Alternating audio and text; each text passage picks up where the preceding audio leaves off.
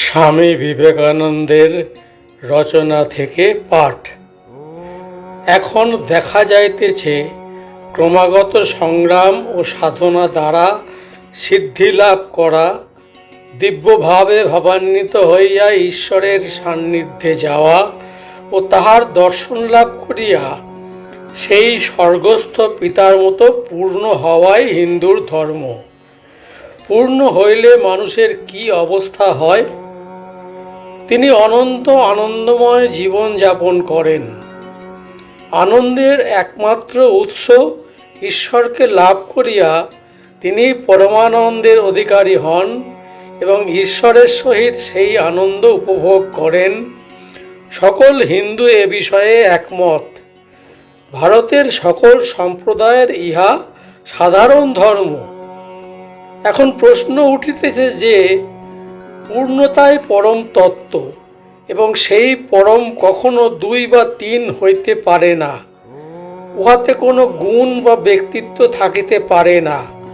অতএব যখন আত্মা এই পূর্ণ ও পরম অবস্থায় উপনীত হন, তখন ব্রহ্মের সহিত এক হইয়া যাইবেন এবং একমাত্র ব্রহ্মকেই নিত্য ও পূর্ণরূপে উপলব্ধি করিবেন।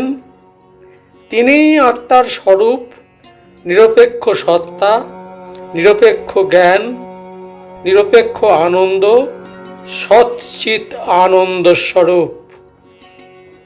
আমরা প্রায়ই পড়িয়া থাকি আত্মার এই অবস্থা ব্যক্তিত্বের লয়, কাঠ পাথরের মতো জড়াবস্থা।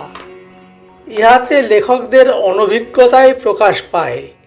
কারণ যিনি কখনো আঘাতের বেদনা বোধ করেন নাই, তিনি অপরের ক্ষতচিহ্ন দেখিয়া পরিহাস করেন। আমি বলতেছি, এই অবস্থা ঐরূপ কিছু নয়। এই ক্ষুদ্র দেহের চেতনা উপভোগ করি সুখের হয়, যদি সুখের হয়, তবে দুইটি দেহের চেতনা উপভোগ আরও বেশি সুখের হইবে। এইরূপে দেহ সংখ্যা যতই বাড়িবে, আমার সুখও ততই বাড়িবে। এইরূপে যখন নিখিল বিশ্বে আমার আত্মবোধ হইবে, তখনই আমি আনন্দের পরাকাষ্ঠায় লক্ষ্যে উপনীত হইব। অতএব এই অনন্ত বিশ্বজনীন ব্যক্তিত্ব লাভ করিতে গেলে এই দুঃখপূর্ণ ক্ষুদ্র দেহাবদ্ধ ব্যক্তিত্ব অবশ্যই ত্যাগ করিতে হইবে। যখন আমি প্রাণস্বরূপ হইয়া যাইব, তখনই মৃত্যু হইতে নিষ্কৃতি পাইব। যখন আনন্দস্বরূপ হইয়া যাইব, তখনই দুঃখ হইতে নিষ্কৃতি পাইব। যখন জ্ঞানস্বরূপ হইয়া যাইব, তখনই ভ্রমের নিবৃত্তি। ইহাই যুক্তিসঙ্গত বৈজ্ঞানিক সিদ্ধান্ত। বিজ্ঞানের প্রমাণে জানিয়াছি, দেহগত ব্যক্তিত্ব ভ্রান্তি মাত্র। প্রকৃতপক্ষে আমার এই শরীর এই নিরবচ্ছিন্ন জড়সমুদ্র অবিরাম পরিবর্তিত হইতেছে। সুতরাং আমার চৈতন্যাংশ সম্বন্ধে এই অদ্বৈত জ্ঞানই কেবল যুক্তিযুক্ত সিদ্ধান্ত। একত্বের আবিষ্কার ব্যতীত বিজ্ঞান আর কিছুই নয়, এবং যখনই কোনো বিজ্ঞান সেই পূর্ণ একত্বে উপনীত হয়, তখন উহার অগ্রগতি থামিয়া যাইবেই। কারণ ওই বিজ্ঞান তাহার লক্ষ্যে উপনীত হইয়াছে। যথা রসায়ন শাস্ত্র যদি এমন একটি মূল পদার্থ আবিষ্কার করে, যাহা হইতে অন্যান্য সকল পদার্থ প্রস্তুত করা যাইতে পারে, তাহা হইলে উহা চরম উন্নতি লাভ করিল।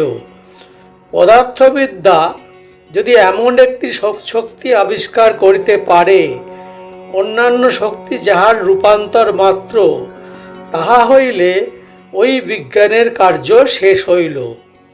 ধর্মবিজ্ঞানও তখনই পূর্ণতা লাভ করিয়াছে, যখন তাহাকে আবিষ্কার করিয়াছে যিনি এই মৃত্যুময় জগতে একমাত্র জীবনস্বরূপ, যিনি নিত্য পরিবর্তনশীল জগতের একমাত্র অচল অটল ভিত্তি, যিনি একমাত্র পরমাত্মা, অন্যান্য আত্মা যাহার ভ্রমাত্মক প্রকাশ।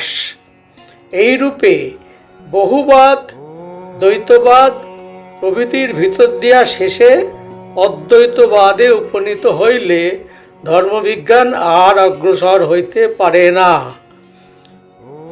ইহাই সর্বপ্রকার জ্ঞান ও বিজ্ঞানের চরম লক্ষ্য। সকল বিজ্ঞানকেই অবশেষে এই সিদ্ধান্তে উপনীত হইতে হইবে।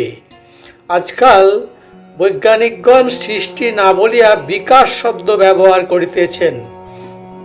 হিন্দু যুগ যুগ ধরিয়া যে ভাব হৃদয়ে পোষণ করিয়া আসিতেছে, সেই ভাব আধুনিক বিজ্ঞানের সিদ্ধান্তে নূতনতর আলোকে আরও জোরালো ভাষায় প্রচারিত হইবার উপক্রম দেখিয়া তাহার হৃদয়ে আনন্দের সঞ্চার হইতেছে।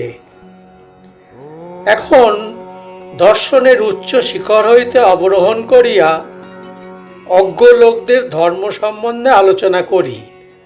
প্রথমেই বলিয়া রাখি যে ভারতবর্ষে বহু ঈশ্বরবাদ নাই। প্রতি দেবালয়ের পার্শ্বে দাঁড়াইয়া যদি কেহ শ্রবণ করে, তাহা হইলে শুনিতে পাইবে পূজক দেব বিগ্রহে ঈশ্বরের সমুদয় গুণ, এমনকি সর্বব্যাপিত্ব পর্যন্ত আরোপ করিতেছে। ইহা বহু ঈশ্বরবাদ নয়, বা ইহাকে কোনো দেব বিশেষের প্রাধান্যবাদ বলিলেও প্রকৃত ব্যাপার ব্যাখ্যাত হইবে না। গোলাপকে যে কোনো অন্য নামই দাও না কেন, তাহার সুগন্ধ সমানই থাকিবে। সংজ্ঞা বা নাম দিলেই ব্যাখ্যা করা হয় না। আজ এই পর্যন্তই বন্ধুরা, ভালো লাগলে সঙ্গে থাকবেন। অনেক ধন্যবাদ।